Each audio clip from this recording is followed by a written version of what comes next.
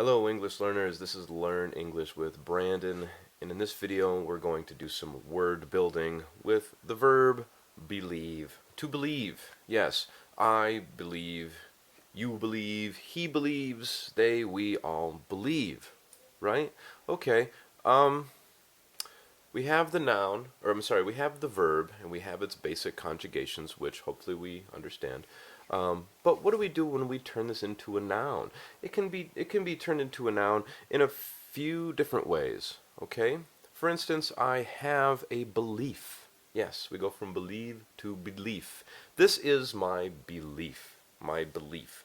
Or these are my beliefs. Okay? Yeah.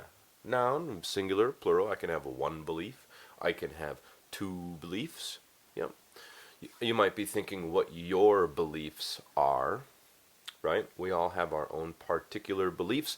And as we say in psychology and in philosophy, our beliefs shape our reality. If we change our beliefs, it can change the way we view reality. Okay, what's another example of a noun from the verb believe? We could say a believer. A believer, right? I am a believer that with hard work and focus and the right attitude, you can accomplish just about anything you want in this life. Okay? Yeah, I'm a believer of that. What are you a believer in? Hmm? Okay, what's another one? Another one you could say is the opposite of believer. You could say an unbeliever. This person was an unbeliever in Christianity during the Crusades, and as a result, this person was burned alive. That's not really a good thought. But unbeliever, somebody who doesn't believe in anything, right? Now, what about just saying you have a belief or you don't? How about disbelief? Yes, disbelief. I was caught in disbelief when I realized I lost my phone and my wallet at the same time. I was in disbelief. I couldn't believe it that I lost both those things, and now I am stuck without a phone and wallet. Thankfully, that's not the case, but this works as an example. To be caught in disbelief is something that we could say, that we do say in English. And it sounds articulate, to be caught in disbelief. Now, let's move on. Let's move on to the adjective form of the word. Can you guess what it is? We use this a lot. It's believable. Believable and unbelievable, right?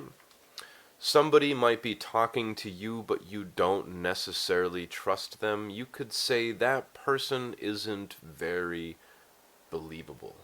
Yes, they're not very believable with what they say.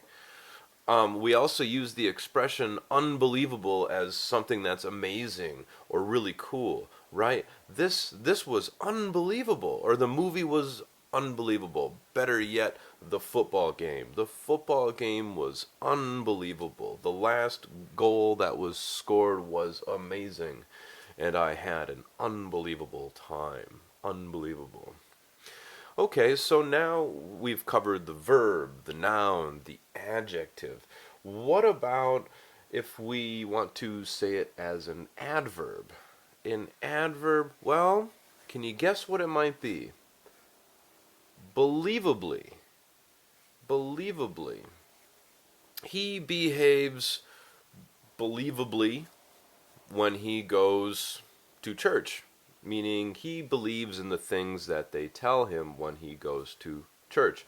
For example, believably isn't used as common. There are going to be a lot of adverbs in English that we don't often use, but it's just good to know and remember that the adverb modifies the verb, and if you're trying to modify a verb with another verb, then you can, and you know that that's how it functions, then you can do that. But you can you can logically put this together and logically construct sentences this way by thinking by thinking of the definitions of these root words, right? Well, believe and belief, these all generally mean the same thing. It's just we conjugate them in a little, or we modify the words a little bit to change them into nouns and adjectives.